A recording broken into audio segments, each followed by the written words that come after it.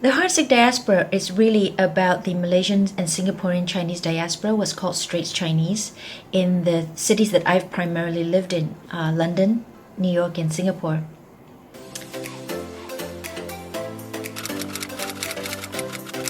The stories were written separately, off and on, over a period of 10 years while I lived in London, and I took inspiration really from everything around me, from stories that were in the papers, from stories that people told me, from a stray comment, a feeling, a memory, often about food, because I missed the food from home. As a fellow writer friend said to me, and it found its way into the collection, Malaysians and Singaporeans are always nattering about food, and it's true.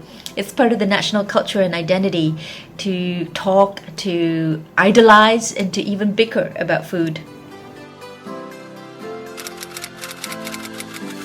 The stories are really about the diasporic experience, or my experiences really as a diasporic person living in the cities that I lived in. So it's this condition of being unhomed, of negotiating the divided self that remembers or tries to, hold on to homeland traditions, while at the same time incorporating new experiences from the adopted country. And so I wanted to explore this idea of home for the diasporic person. What does home mean? Who gets to call it home? The diasporic self is constantly in this process of remaking him or herself, of becoming. And so I wanted to tap into this rich seam of experience where the self is in what I call a confluence of multiple influences. The story that I'm thinking about is Run of the Molars, where three Singaporean sisters welcome their mother to come visit them in London for the first time. And the mother finds London old and decrepit. She doesn't understand why people queue up to go to the loo, and she thinks that the British killed their own princess. Matters come to a head over a traditional dinner, a steamboat, that for the mother was missing key ingredients like jujubes and dong quai.